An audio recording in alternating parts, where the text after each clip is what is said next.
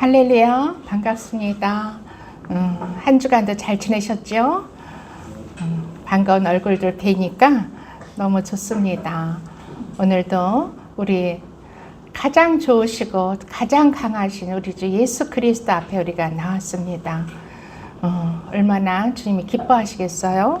또한 이 시간에는 또 주님의 말씀을 우리에게 들려주심으로 말미암아 우리의 영혼을 채워주시는 귀한 영의 양식을 공급해 주실 것을 믿고 감사를 드립니다.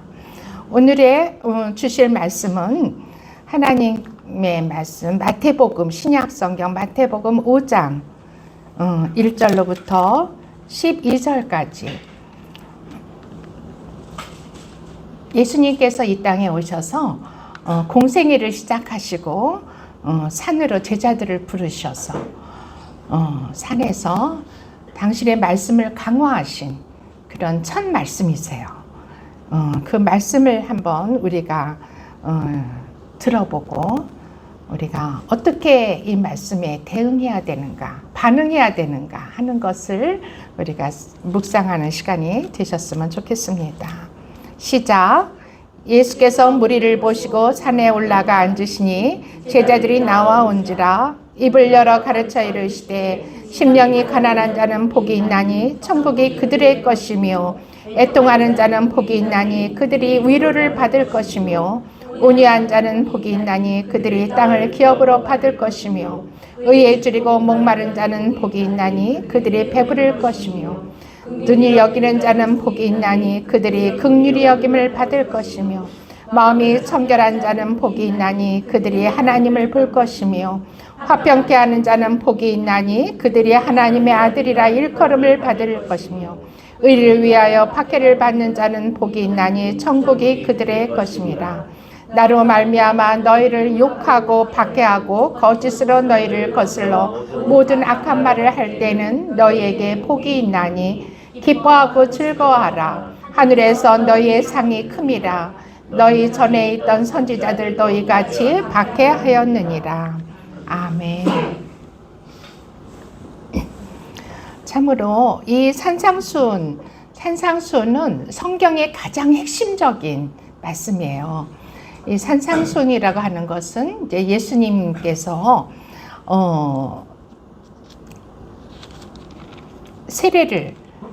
세례 요한에게로 나와서 물세례를 받으실 때 그때 성령이 임하여서 예수님께서 드디어 성령 세례를 받으시고 성령님과 함께 40일간을 광야에서 시험을 받죠. 사단 마귀에게 시험을 받는데 그때 하나님의 말씀 신명기서의 말씀을 가지고 사단을 물리치고 사단의 시험에서부터 이기고 그러자 마귀가 떠나게 돼요. 그러면서 이제 예수님은 비로소 천국 복음을 전파하시기 시작하셨어요. 그때 이제 그 예수님이 천국 복음을 전파하기 시작하기 전에 12제자를 택하세요. 갈릴리 바닷가에 나가서 먼저는 시몬 베드로와 안드레, 그 형제 안드레를 부르시고 그 다음에는 야고보와 요한을 부르시면서 나중에 12사도가 되시는 12제자를 부르세요.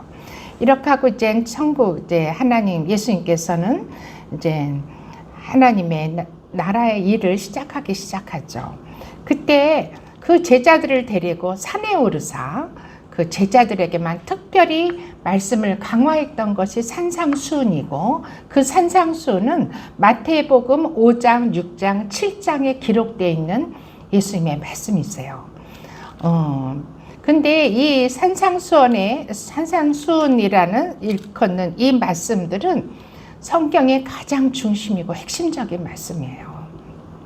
그것이 왜 그랬는지, 왜 그렇게 되는지를 우리 한번 살펴보겠습니다. 예수님은 먼저는 이렇게 제자들을 불러서 예수님의 사역을 시작하시는데 예수께서 마태복음 4장, 그 5장에 있는 바로 전에 말씀을 한번 보겠습니다. 마태복음 4장 23절에서 25절 말씀. 시작. 예수께서 온 갈릴리에 두루 다니사 그들의 회당에서 가르치시며 천국 복음을 전파하시며 백성 중에 모든 병과 모든 약한 것을 고치시니 그의 소문이 온 수리에 퍼진지라. 사람들이 모든 앓는 자 곧 각종 병에 걸려 고통하는 자 귀신 들린 자 간질하는 자 중풍병자들을 데려오니 그들을 고치시더라. 갈릴리와 데오볼리와 예루살렘과 유대와 요단강 건너에 있는 수많은 무리가 따르니라. 아멘. 25절까지. 이렇게 예수님께서 이제 사역을 공생애를 시작하시면서 온 이스라엘을 두루 다니며 하나님의 말씀인 그 당시에 이제 구약 성경 말씀을 가지고 그 백성들을 가르치시고 천국 복음을 전파하시며 백성 중에 모든 병든 자들, 약한 자들을 다 고쳐주시는 이런 일을 행하셨어요. 그러자 이스라엘의 전국에서 수많은 사람들이 그 소문을 듣고 모여들기, 허다한 무리들이, 구름같이 허다한 무리들이 예수님을 그 말씀을 듣고자 모이기 시작했어요. 그리고 예수님은 그런데 예수님은 아이러니하게도 우리 보통 사람들 같으면은 그렇게 막 설교를 할 때 많은 사람들이 모이면은 너무 기분이 좋아서 진짜 그들과 계속 함께 할 것 같은데 예수님은 그렇지 않으셨어요. 그 무리를 떠나서 5장 아까 읽었던 5장 1절에 보면은 예수님께서는 그 무리를 보시고 그들을 떠나서 거기에서 이제 떠나서라는 말이 생략됐지만 떠나서 산에 올라가 앉으셨어요. 그리고 이 예수님이 특별히 부른 12제자만 데리고 산에 올라가서 그들에게 입을 열어 가르치시기를 시작했어요. 다시 그들에게 가르치시기를 시작한 것이 바로 이 산상수훈의 말씀이 됩니다.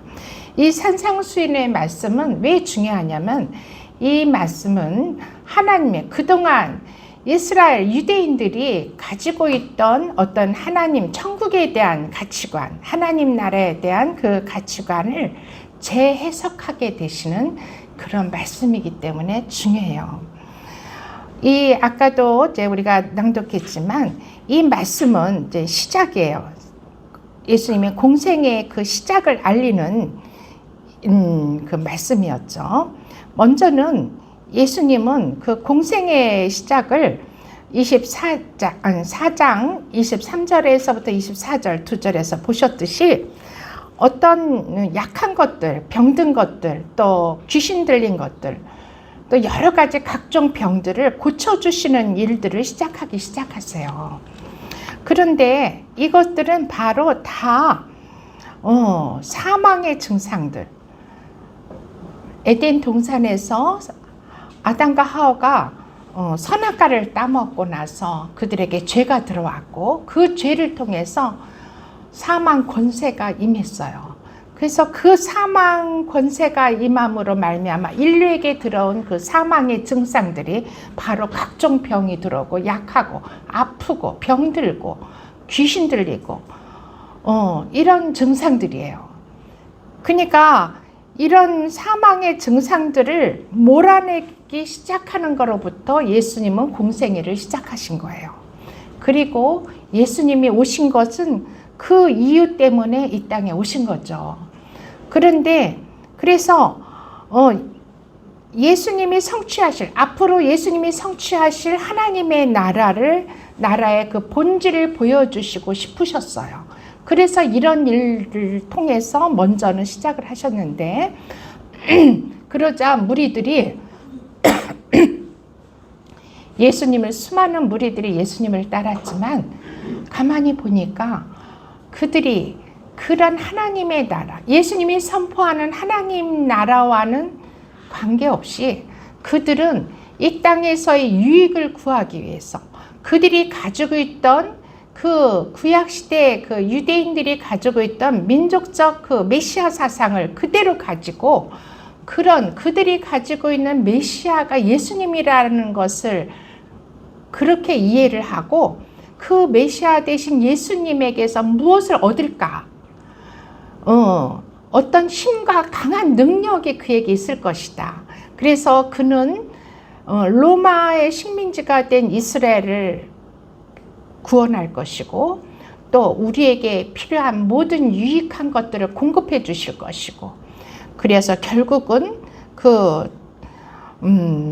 천국까지도 그들이 생각하고 있는 그 낭만적인 천국까지도 우리에게 주실 것이다. 이렇게 생각하고 예수님을 따랐던 것이에요. 그 후에 오병이어의 기적에 대한 말씀도 있지만 그들이 산에 예수님께서 말씀하실 때 많은 사람 5,000명이 넘는 사람들이 예수님께 모여들었어요. 그때 저녁이 되자 먹을 게 없는 거야. 그랬을 때 어떤 소년이 오병이어를 주님께 드리자 그걸 축사했을 때 5,000명이 먹고도 남는 많은 양의 그 물고기와 떡이 만들어져서 그들에게 공급을 했어요. 그거를 보자 더 군중들은 열광하기 시작했어요. 예수님께. 와, 이분은 우리에게 이 모든 것을 제공해 줄 수 있는 분이구나. 그래가지고 그 소문이 막 더 퍼지니까 더 많이 모였죠. 그렇지만 그것은 하나님 나라의 어떤 예표를 예수님은 잠깐 보여주시는 것이고 예수님이 오신 것은 그걸 위해서 오신 게 아니죠. 그래서 아까 5장에 있는 산상수훈의 팔복의 말씀을 강의를 하시는 거예요. 이런 아까 이제 심령이 가난한 자는 천국이 저희 것이며 애통하는 자는 이렇게 위로를 받을 것이고 온유한 자는 땅을 기업으로 받을 것이며 이렇게 쭉 강해를 하시는데 이런 이 팔복 강해는 아주 너무나도 유명하죠. 팔복이라고도 하고 구복이라고도 하는 그런 강해인데 그건 너무나도 유명한 그래서 많은 사람들이 이 말씀을 가지고 이것을 내가 지켜서 복을 받으리라 이렇게 생각을 하고 있어요. 그런데 이 말씀은 성경에만 이런 내용의 말씀이 있는 게 아니라 불교의 법화경이나 노자의 도덕경 등에도 이렇게 비슷한 내용들이 기록되어 있어요. 즉 다른 타종교에도 이러한 내용들은 있다는 거예요. 그러면은 다른 타종교에 있는 이런 내용들을 왜 성경에는 또 이렇게 기록하고 예수님께서 친히 말씀하고 계실까? 이것을 우리는 그런 거에 대한 궁금증을 가져야 돼요. 그것은 주님의 말씀은 일반적인 종교에서 말하는 도덕적이거나 윤리적인 어떤 행동 강해를 이해하는 그런 차원이 아니라 또 이를 실천함으로 말미암아 복을 받게 되는 축복을 받게 되는 그런 선언이 아니라는 거예요. 오히려 인간들이 자기의 의를 가지고 바벨탑을 쌓아왔던 그 인간들의 의 쌓기를 부숴버리는 강화의 말씀이신 거예요. 구약의 의는 구약에서 말씀하시는 하나님의 의는 이 신약에 와서 예수 그리스도께서 새로 선포하시는 새 언약에 의해서 박살나는 현장이 바로 이 산상수훈의 말씀이 선포되는 그곳이었던 것이에요. 바로 신약의 산상수훈이 강화가 되는 그 신약의 산이 율법의 산, 신의 산인 그 율법의 산을 부수는 현장인 것이에요. 우리가 이것은 이제 구약의 그 출애굽기를 잘 이해하지만 알 수 있는 말씀이기도 해요. 좀 오늘 설교는 약간 어려울 수도 있어요. 그렇지만 잘 들어보세요. 새 언약이라 예수님께서 가져오신 새 언약. 그러면 옛날 언약도 있다는 거죠. 하나님이 옛 언약이 있다는 거예요.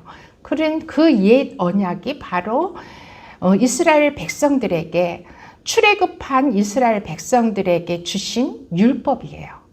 그 율법을 얻기 위해서 모세가 시내 산에 올라가서 주님의 십계명을 들고 내려오는 거죠. 그 옛 언약을 옛 언약으로서 그 율법으로서는 어떤 누구도 그 율법을 다 지킬 수 있는 사람이 하나도 없어요. 오직 율법은 우리에게 죄를 드러내주는 역할을 하는 거예요. 율법을 통해서 이게 죄구나, 이게 바로 내가 행했던 이 행동이 바로 죄구나, 이 말이 죄구나, 이렇게 인간들에게 깨닫게 해주는 것으로 율법을 주셨지, 그 율법을 다 지킬 거라고 하나님은 믿지 않으셨어요. 그렇지만 인간은 그 율법을 지킴으로 말미암아 나의 의를 드러내고 자랑하고 하나님께로부터 축복을 받으려고 했던 것이 구약시대의 유대인들이었죠. 그리고 또한 그래서 그것을 아시기 때문에 그 율법을 지킬 수 있는 인간은 하나도 없다.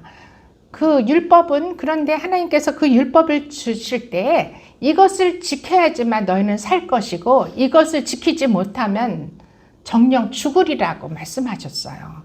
그런데 유대인들은 겁도 없이 우리는 그 율법 다 지킬 거라고, 다 지킬 거다고 그렇게 선언했던 거죠. 그렇지만 우리가 결과적으로는 알지만 실패했잖아요. 그걸 아시고 예수님을 하나님께서 이 땅에 다시 보내신 거예요.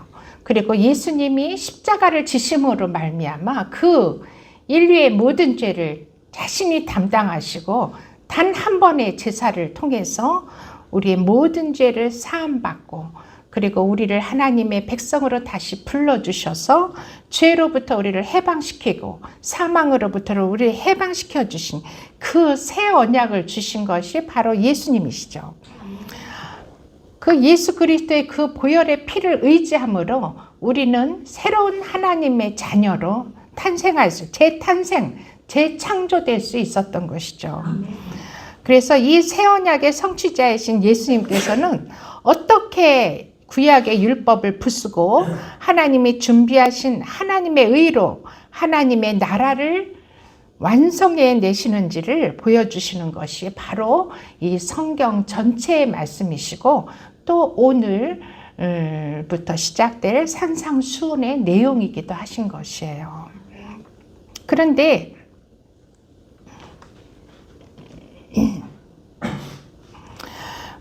예수님께서 아까 읽었던 4장에서의 말미에 이제 예수님의 공생애가 시작하자 그 유대인들은 예수님의 그 사역을 오해하기 시작했어요. 그래서 거기에 대한 설명으로 제자들만 데리고 조용히 산으로 올라오셔서 이 산상수훈을 얘기하고 계신 것이에요. 이것은 그들이 일반적인 유대인들이 이해하고 있는 하나님 나라의 본질에 대해서 다시 재해석을 해주시고 그 본래의 하나님 나라에 대한 것을 선포해 주시는 그런 현장이기도 한 거죠. 하나님 아버지께서는 당신의 아들을 메시아로 이 땅에 보내주셔서 그 왜곡된 그 죄로 말미암아 왜곡되어진 그 사람들, 당신의 백성들을 그 사망의 문제를 해결하심으로써 새롭게 하나님의 나라를 완성시키려고 하는 그 모습을 보여주시고 있는 것이에요. 옛 성전, 구약은 바로 옛 성전이라고 할 수가 있어요. 이 옛 성전이 무너지고 예수 그리스도의 은혜를 재료로 해서 새로운 성전이 지어지는 것, 그것이 바로 구원이고 그것이 바로 하나님의 나라가 건설되는 것이에요. 그래서 예수님은 그 공생애를 사망의 증상들, 아까 그 사망의 증상들을 얘기했죠. 그 병들고 약하고 고통당하는 그 모든 증상들을 몰아내는 것으로 예수님의 공생애를 시작하신 것이에요. 그래서 예수님은 첫 번째로 4장 23절에 보시면은 온 이스라엘을 두루 다니시면서 구약에서 선포되고 있는 성경 말씀을 가르치시기 시작했어요.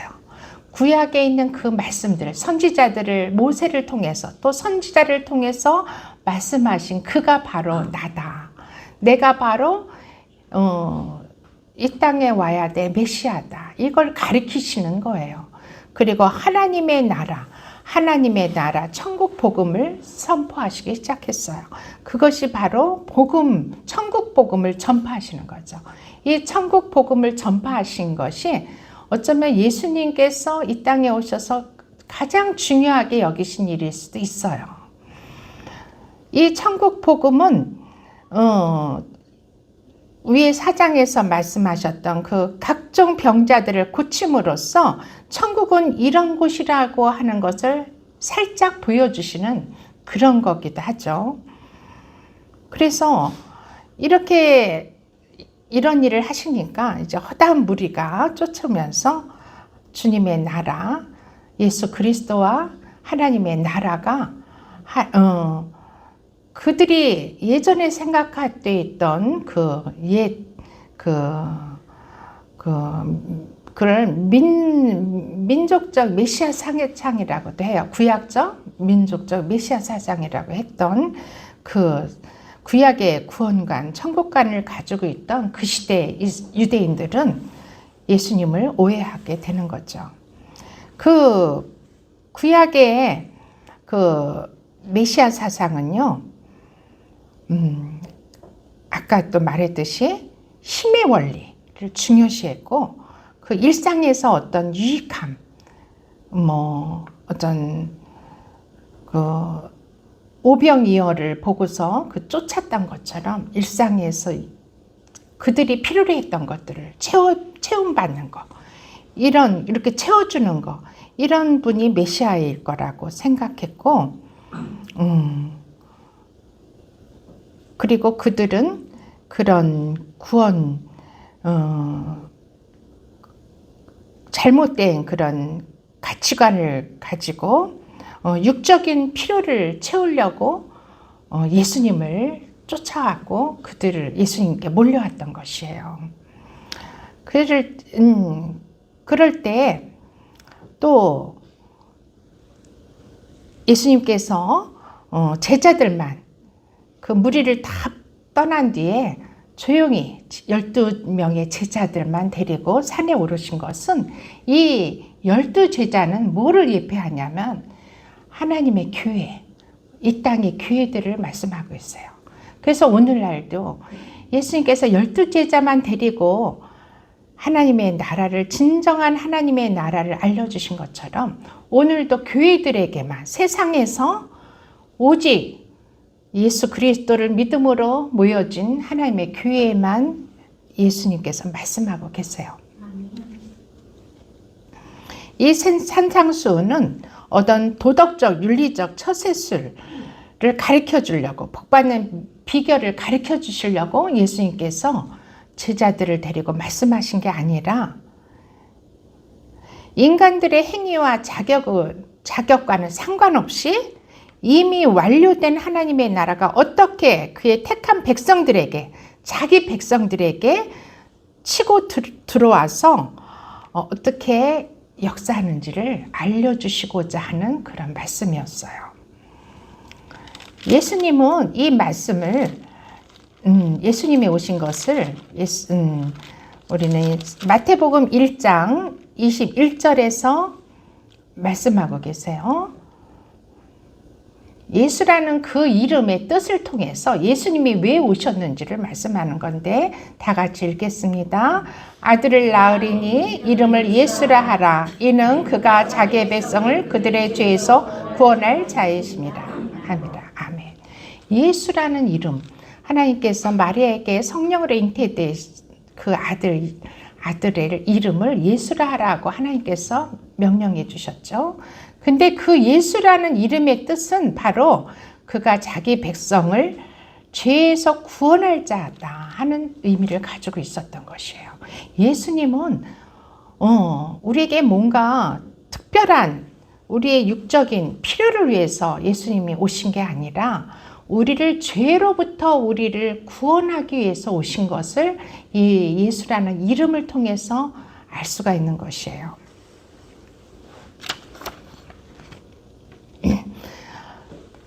그 당시 이 이스라엘은요, 유대주의와 율법주의로 완전히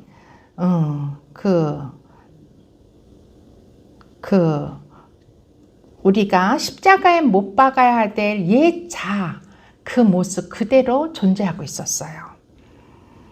그래서 결국은 그곳이 바로, 그 땅이 바로 새로운 애굽이 되어버린 거예요. 그래서 예수님은 그곳에 오셔서, 그렇게 되면 어떻게 돼요? 거기에서 죄가 만연하고 하나님이 원치 않는 그 죄가, 율법을 지키지 못함으로 그들의 또 그런 모습으로 인해서 또 그 죄가 그들에게 만연되어 가지고 결국은 다 죽을 수밖에 없는 그런 상황에 놓여 있는 거죠.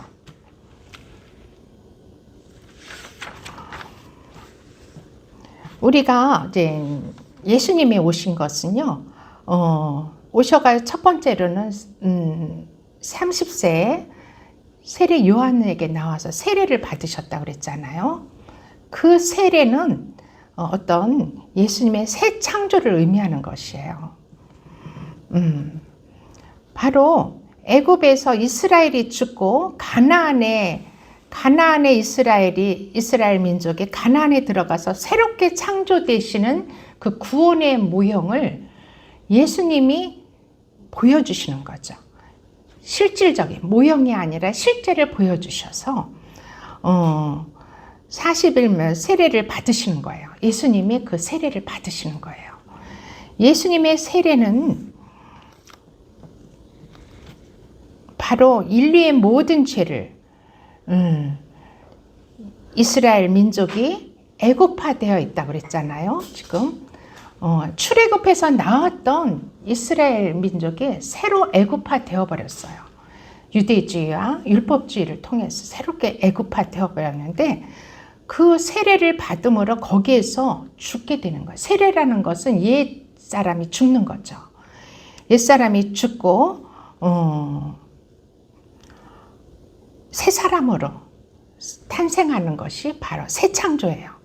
그 모습을 예수님이 대신 우리의 인류의 모든 죄를 뒤집어 쓰고, 예수님이 세례 요한이 베푸는 그 물세례의 현장에 오셔서 직접 아무 죄도 없으신 그 예수님이 물세례를 받고 죽으시는 거예요.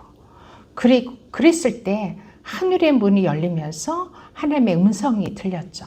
이는 내 사랑하는 자요, 내 기뻐하는 자라고 하나님께서 너무나도 기뻐하시며 말씀하셨고, 그 말씀을 예수님과 세례 요한이 들었어요. 이렇게 이 예수님의 세례는 새로운 창조를 시작하는 것을 의미하고 있어요. 이 새 창조를 시작하신 예수님은 그 다음에 바로 마태복음 4장에 보면은 성령에 이끌려서 광야로 나아가서 시험을 받으세요. 그리고 그 시험이 끝난 뒤에 교회를 예표하는 그 12제자를 데리고 산으로 올라가서 신약의 신의 산이라고 할 수 있는 그 산상수훈이 선포되는 그 산으로 올라가서 주님이 함께하고 계시는 거예요.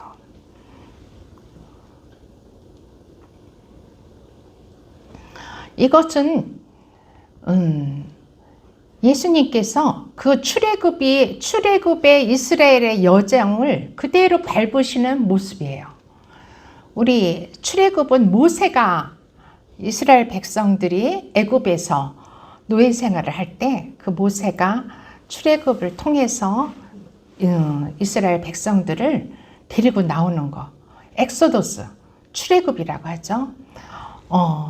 그래가지고 홍해를 건너서 홍해를 지나서 이렇게 가나안 땅으로 가는 여정, 그것이 바로 구원의 여정이기도 하죠. 그런데 그것을 한번 비교해 보는 거예요. 지금 예수님이 오셔서 우리를 새 창조로 새로운 구원으로 이끄시는 것과 이 구약 시대에 이 출애굽 모세를 통해서 애굽으로부터 이스라엘 백성들을 출애굽시키는 그리해서 가나안 땅으로까지 인도하는 그 여정, 그것이 너무나도 흡사하고 그것이 실제로 출애굽의 그 구약 시대의 그 출애굽은 예수님이 해야 되실 일들의 모형이었구나 하는 것을 저와 여러분이 깨달으시는 시간이 됐으면 좋겠습니다. 왜냐하면 이 이스라엘 백성들이 애굽에서 나와서 광야로 가려면은 홍해를 건너야 됐어요. 그 홍해라는 어마어마한 큰 바다를 건너야 되는데 하나님께서 모세를 통해서 그 홍해를 가르셨죠. 그리고 마른 땅을 열어주심으로 말미암아 그들은 그 바다를 건너갔어요. 걸어서. 그리고 그때 구름과 바다에서 이스라엘 그 60만 대군이 군대라. 이스라엘 군대라고 하나님은 늘 말씀하세요. 그 민족이 거기서 세례를 받게 되는 것이에요. 그런데 세례라는 것은 죽어야 되는데 그들은 죽지 않고 나왔어요. 그렇죠? 근데 그 다음에 바로의 군사들이 그들을 추격해서 따라오기 시작해요. 바로뿐만이 아니라 어마어마한 그 철병거를 가진 군대들이 막 그들을 추격하면서 유대인들이 가는 그 길을 따라서 오면서 홍해를 같이 건너는 거예요. 이미 이스라엘 백성들이 홍해를 건너고 났을 때 그들은 홍해의 중간쯤 왔어요. 그랬을 때 하나님께서 이스라엘 백성들이 다 건너고 나서 그 바다를 높은 곳에 올라가서 그 바다를 보고 있을 때 그 애굽의 군대들을 그 홍해에서 완전히 몰살시키는 장면을 보게 됩니다. 그것은 뭐를 의미하냐면 이스라엘 백성들이 죄로 인해서 죽을 수밖에 없는 그 하나님의 백성들이 그 애굽 군대가 거기서 죽는 것을 통해서 그걸 보여주신 거예요. 너희가 이렇게 죽을 수밖에 없었는데 어린 양 피를 바르고 출애굽한 것처럼 이제 앞으로 어린 양 예수 그리스도를 통해서 구원을 통해서 그분이 오셔서 구원하심으로 그들은 이제 살아날 거라는 것을 묵시적으로 알게 해주시는 거죠. 즉 이스라엘 백성이 죽어야 할 자들이라는 거. 이스라엘 백성들이 바로 그 홍해에서 다 죽어야 될 자라는 것을 폭로해 주시고 너희들은 율법이라는 계명을 하나도 못 지키고 다 죽게 된다. 이것을 알려주시는 거예요. 그리고 나서 12지파만 다 거기서 이제 죽게 되죠. 광야에서. 결국은 광야에서 다 죽게 되고 그냥 놔두세요. 다 죽게 되고 새로운 2세대만이 여호수아를 앞장 세워서 은혜로 요단강을 건너 가나안 땅으로 들어가게 된 거예요. 이것은 예수 그리스도께서 12지파 대신 12사도, 12제자를 데리고 하나님의 구원을 이루신다는 것을 말씀하고 있는 거죠. 이 성경에는, 신약 성경에는 두 개의 산이 나오고 있어요. 하나는 산상수훈을 선포하신 신약의 신의 산이 나오고 하나는 변화산이 나와요. 이 변화산에서는 예수님과 함께 두 증인이 함께하는 그 산에서 예수님이 그 두 증인과 만나는 모습을 그린 건데 그것을 한번 누가복음 9장 30절에서 보겠습니다. 누가복음 9장 28절로부터 31절 말씀. 이 변화산의 예수님께서 영광스러운 모습으로 변화되었던 그 변화산의 모습이에요. 시작. 이 말씀을 하신 후 8일쯤 되어 예수께서 제베드로와 요한과 야고보를 데리고 기도하러 산에 올라가서 기도하실 때 용모가 변화되고 그 옷이 휘어져서 광채가 나더라. 문득 두 사람이 예수와 함께 말하니 이는 모세와 엘리야라. 영광 중에 나타나서 장차 예수께서 예루살렘에서 별세하실 것을 말할세. 이 변화산에서 모세와 엘리야가 나왔어요. 하늘에서 내려오셔가지고 예수님을 만나고 있는 현장이에요. 이 모세와 엘리야는 두 사람 다 어떤 산에 오른 사람이에요? 모세는 시내산에서 하나님의 율법을 받은 사람이고 엘리야는 호렙산에서 불을 하나님의 그 제단에 불을 받아서 하나님이 살아계심을 나타내 증거했던 두 선지자였죠. 이 두 선지자들이 그 두 산은 올랐던 그 두 산은 바로 한 산이에요. 시내산을 호렙산이라고도 하고 시내산이라고도 하죠. 이 구약의 그 시내산이 신약에 와서 예수님을 통해서 이 변화산에서 완성되고 성취되는 모습을 보여주시는 거예요. 그리고 그 예수님께서는 영광 중에 그들이 나타나서 장차 예수님께서는 예루살렘에서 별세하셔야 된다는 사실을 얘기를 나누고 계셨던 것이에요. 이 예수님이 죽으시는 것이 바로 엑소도스예요. 출애굽이에요. 예수님의 이 엑소도스가 하나님의 나라를 완성하는 거예요. 그래서 이 변화산에서 이 세 분이 말씀 나누신 그 내용은 바로 예수님이 십자가에서 죽으셔야 된다는, 별세하셔야 된다는 그 내용인데 그것이 어마어마한 중요한 말씀이고 그걸 예수님께서 오셔서 몸소 실천하심으로 말미암아 당신의 백성들을 구원하시고 당신의 백성들에게 하나님의 나라가 임하도록 만드신 거예요. 즉 구약의 시내산에서는요, 구약의 율법이 있었고 거기에서는 그 율법을 잘 지켜야지 복을 받는다 하는 그런 생각들로 팽배해 있었죠. 그렇지만 모세가 그 시내산에서 하나님이 주신 십계명 그 율법의 두 돌판을 들고 내려오기도 전에 이미 40일을 거기에서 산에서 지내자 이 밑에 있던 백성들이요, 그걸 기다리지 못해요.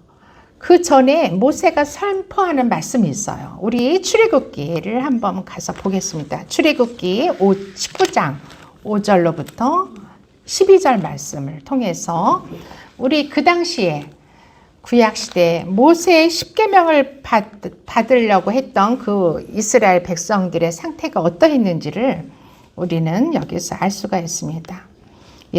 모세가 시내산에 오르기 전에 말씀드리죠. 19장 5절부터 12절 말씀 함께 제가 한 절 여러분이 한 절 교독합니다. 세계가 다 내게 속하였나니 너희가 내 말을 잘 듣고 내 언약을 지키면 너희는 모든 민족 중에서 내 소유가 되겠고 너희에게 대하여 세상의 나라가 되며 거룩한 백성이 되리라. 너희는 이거를 이스라엘 자손에게 전할지니라. 모세가 내려와서 백성의 장로들을 불러 여호와께서 자기에게 명령하신 이 모든 말씀을 그들 앞에 진술하니 백성이 이제 응답하여 이르되 여호와께서 명령하신 대로 우리가 다 행하리이다. 모세가 백성의 말을 여호와께 전하매 여호와께서 모세에게 이르시되 내가 빽빽한 구름 가운데서 내게 임함은 내가 너와 말하는 것을 백성들이 듣게 하며 또한 너를 영영히 믿게 하려 함이니라. 모세가 백성들의 말을 여호와께 아뢰었으므로 여호와께서 모세에게 이르시되 너는 백성에게로 가서 불과 내일 그들을 상결하게 하며 그들의 옷을 살게 하고 준비하게 하여 셋째 날을 기다리게 하라. 이는 셋째 날에 나 여호와가 온 백성의 목전에서 시내산에 강림할 것임이니 너희 백성을 위하여 주의 경계를 정하고 이르기를 너희는 삼가 산에 오르거나 그 경계를 침범할 자가 있으니 산을 침범하는 자는 반드시 죽음을 당할 것이다. 이 말씀이 굉장히 출애굽기에서 아주 중요한 말씀이에요. 이게 이제 출애굽한 이스라엘 백성들이 그 광야에서 모세는 늘 하나님과 아주 친밀하고 아주 가까운 사이였기 때문에 늘 하나님의 음성을 시내산에서 듣게 되죠. 그리고 그 말씀하신 것을 백성들에게 알려주는 거예요. 대신 백성들에게 알려주는 거죠. 그런데 여기서 이 백성들이 뭐라 그래요? 너희가 내가 말한 내 언약을, 여기서 이제 첫 언약을, 율법을 주시는 첫 언약을 맺으시는데, 너희가 내 말을 잘 듣고 내 언약을 지키면 너희는 내 민족 중에서, 모든 민족 중에서 아주 으뜸이 될 거라. 내 소유가 되고 내 제사장 나라가 되고 거룩한 백성이 되리라. 이렇게 이스라엘 자손들에게 전하라 하고 모세에게 말하니까 모세가 백성들에게 내려와서 전했어요. 그러자 백성들이 일제에 응답하여 여호와께서 명령하신 대로 우리가 다 이행하리라. 아주 호언장담을 했어요. 주님 말씀만 하세요. 그럼 우리가 뭐 다 하겠습니다. 이렇게 했지만 결국은 그 율법을 받으러 모세가 시내산에 올라간 지 올라가서 얼마 안 돼가지고 그들은 모세가 40일을 그 시내산에 모세가 있었거든요. 그걸 기다리지 못하고 이 언약, 하나님께서 말씀하신 이 언약이 마르기도 전에 모세가 어디 있냐, 왜 우리를 두고 우리들을 두고 이 모세는 죽은 거 아니냐, 어떡하냐 이제 어떡하냐 막 이러면서 우리에게 우리가 앞으로 섬길 하나님을 내어 보여라, 만들어내라 이러면서 모세가 없으니까 이제 갈렙과 아론이 그 백성을 지도하고 있었을 거 아니에요. 그에게 막 협박을 하는 거야. 그래서 그때 아마 갈렙은 그 백성들의 그 어마어마한 협박을 통해서 또 어떤 막 행동하는 그 힘에 의해서 순교를 당한 것 같아요. 그 뒤로 갈렙의 얘기가 없어요. 갈렙이 이름이 나오질 않아요. 그런데 그 아론은 그 군중들이 무서워서, 그 백성들이 무서워서, 그래 너희들이 원하는 대로 해라. 그럼 금을 가지고 와라. 내가 그럼 보이는 하나님을 만들자. 그럼 우리가 그래가지고 금송아지를 만드는 거예요. 그리고 그 금송아지, 왜 금송아지를 만들었냐면은 애굽에서 섬기던 그 신의 또 그 신상을 상징해서 만드는 거죠. 사실 하나님은 제사를 원하죠. 산 소나 양이나 염소나 비둘기나 이런 제물을 통해서 하나님께 번제를 드리고 그걸 하나님이 그들의 죄를 대신해서 그 번제를 받으심으로 그 백성의 죄를 용서해 주시는 그런 방법으로 하나님과 함께 있는데, 이들이 하나님이 이제 모세가 없어지니까 이제 우리 어떡하냐. 그러니까 이제 더 이상 우리는 제사를 드릴 수가 없다. 그러니 금송아지를 만들고 우리가 거기에 절하고 경배하게 해라. 이러는 거예요. 그것은 피가 없는 제물이에요. 그 금송아지의 그 의미는 피가 없는 제물. 일반 송아지를 잡아서 피를 흘려서 제사를 지내야 되는데 금송아지는 피를 낼 수가 있어요, 없어요? 피를 흘릴 수가 없어요. 금으로 한번 만들어 놓은 그 송아지는 우리가 그걸 잡아서 불에 태워서 그 피를 빼고 이럴 수가 없는 존재잖아요. 그래서 하나님께서 그 금송아지를 만들어 놓은 그 백성들에게 너무 노하셨어요. 물론 모세도 그 시내산에서 내려와 보니까 그 금송아지를 만들어 놓고 이스라엘 백성들이 막 잔치를 하는 거야. 그러자 너무 화가 나서 그 돌판을 그냥 던져서 깨트려 버렸어. 십계명을 깨트려 버렸어요. 그랬는데 이들은 얼마 안 돼서 지키지도 못할 약속을 하나님께 하는 거예요. 우리가 그 언약을 다 지키겠다고 이렇게 말하고 있죠.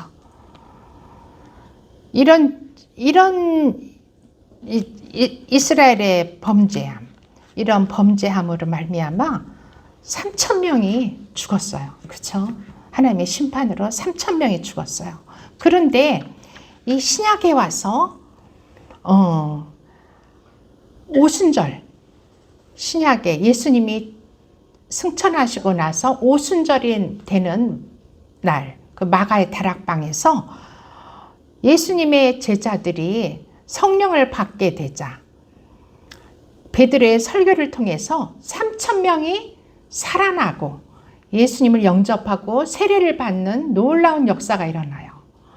그 구약과 그 구약의 그 3천 명이 죽는 그 사건과 여기 베드로가 3천 명을 살리는 그 현장에 그 사이에는 뭐가 있을까요? 뭐가 있었죠?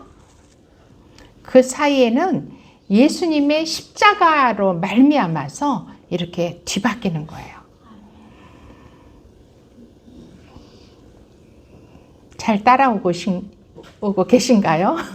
좀 어려운 내용인데, 즉 예수님의 십자가로 말미암아 이 부서진 구약의 율법과 그 율법이 부서졌죠. 그리고 그렇게 해서 완성되신 하나님의 나라를 보여주시는 거예요.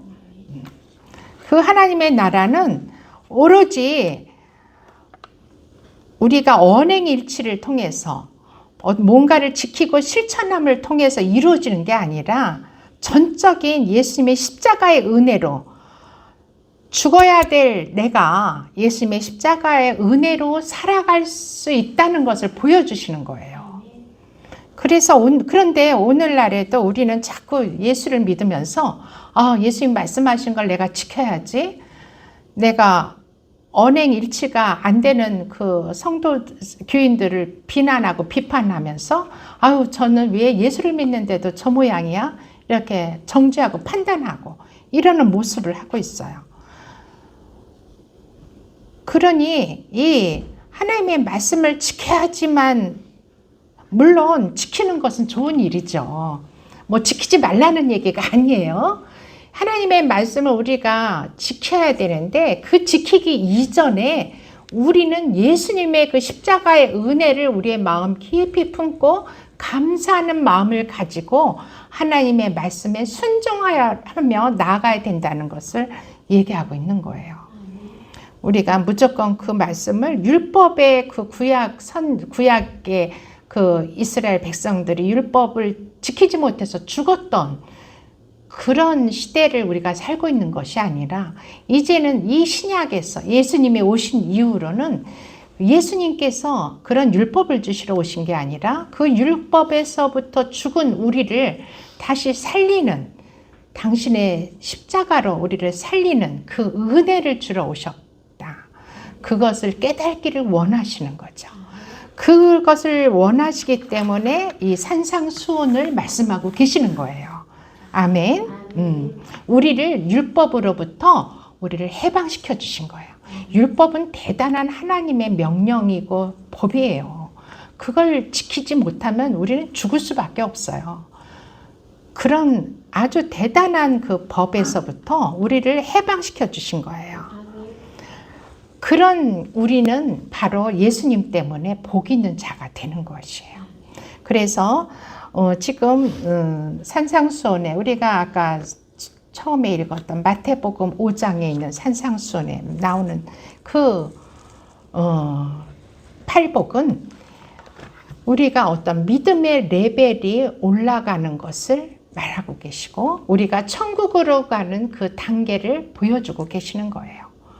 그리고 그것은 바로 예수님 그 자신을 말하고 있는 것을 얘기하지, 우리가 뭐 심령이 가난해져야 된다, 또는 애통해야 된다, 온유해져야 된다, 이걸 말하고 있는 게 아니에요.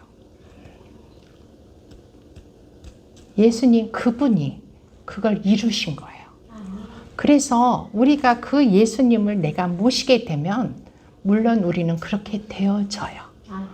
우리가 그렇게 하려고 노력해서가 아니라 저절로 우리는 주님의 그 십자가의 은혜 때문에 우리는 갈급한 심령이 되고 가난한 심령이 되는 거예요. 더 우리 주님을 채우기 위해서, 주님의 성령을 채우기 위해서, 주님의 말씀으로 우리가 채움받기 위해서, 예수님을 더 만나기 위해서. 왜냐하면 그분이 사랑이시기 때문에, 그분이 진리시기 때문에, 그가 길이요 진리요 생명이 되시기 때문에 우리는 그분을 더욱더 사모하고 그분을 더욱더 만나고 싶어하는 심령들이 되는 거죠. 그것이 가난한 심령이고 애통하는 심령이고 온유한 심령이 되는 것이에요. 그래서 결국은 의를 위해서, 예수님 때문에 우리가 핍박받아 죽게 되더라도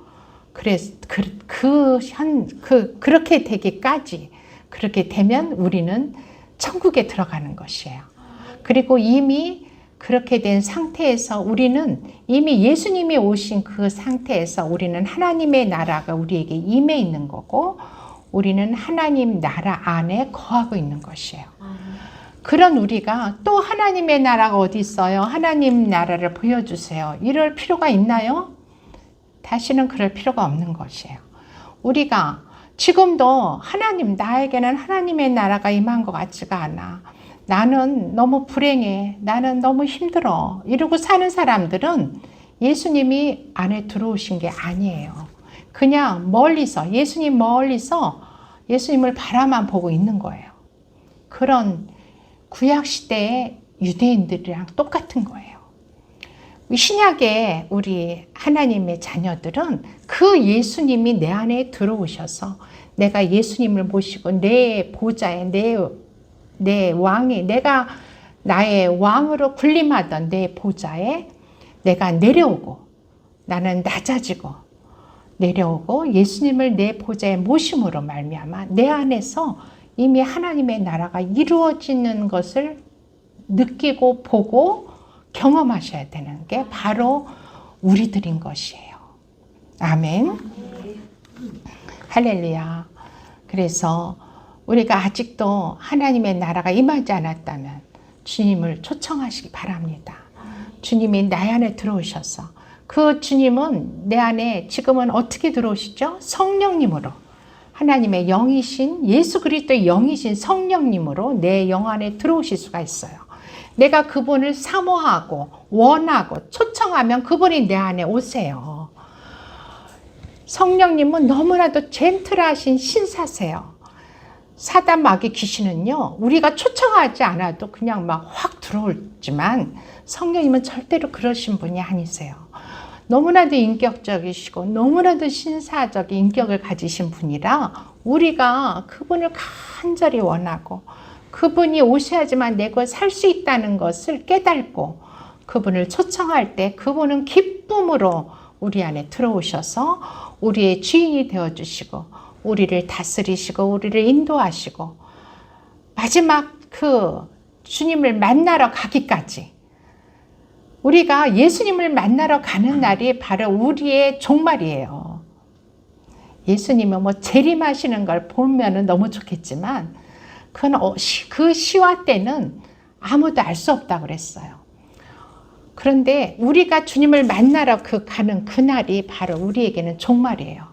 그 종말의 때까지 우리를 성령님께서 이끌어 주시고 결국은 천국문, 진주문에 우리의 발을 들이시고 그 안을 들어가게 하시는 분이 성령 하나님이세요. 얼마나 귀하신 분이세요. 얼마나 그분은 예수님께서 십자가를 지심으로 말미암아 우리들을 사랑하시고 또 우리들을 의롭게 하시려고 3일 만에 다시 부활하셔서 우리와 함께 하시려고 보내주신 성령 하나님이신 거죠.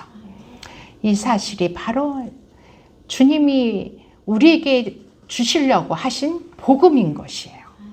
이 사실을 우리가 전파하고 내가 완전히 받아들이고 또 이 사실을 깨달은 우리가 이 사실을 아직 알지 못하는 하나님의 백성들이 있어요.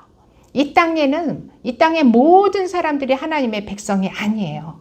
이 땅에는 하나님의 백성이 있는가 하면 사단 마귀의 백성이 있어요. 우리는 그가 누군지 알 수는 없어요. 그렇지만 하나님 나라의 백성들에게 이 복음, 예수님의 이 복음을 전하기 위해서 우리를 먼저 부르시고 택하시고 불러주신 거예요. 그래서 오늘도 이 미라클 교회를 이곳에 세워주시고 이곳에서 주님의 복음이 선포되게 하시고 여러분이 그 복음을 듣고 받아들이고 예수님을 나의 구주로 영접하셔서 진정으로 살아계신 예수님과 함께 하심으로 말미암아 그 삶에서 그 예수님이 살아계심을 증거하고 풍성한 하나님의 나라를 누리며 살 때 그것이 또한 하나님, 아직 예수를 모르는 그 하나님의 백성들에게 복음을 전파하고 증거하는 그런 일을 하시게 되는 거죠. 그럴 때 주님이 기뻐하시고 우리와 진짜 영원히 함께 하실 것을 믿습니다. 아멘. 이것으로 오늘 주님의 말씀을 마칩니다. 우리 함께 이 말씀 하나님께서 하나님 대신 우리 주 예수님께서 인간의 모습으로 이 땅에 오셔서 이 귀한 복음을 우리에게 주셔서 우리가 다시 살 수 있는 소망을 주시고 하나님의 나라를 이룰 수 있는 그런 하나님의 거룩한 제사장이요 거룩한 백성이 되게 하심을 감사하며 기도하겠습니다.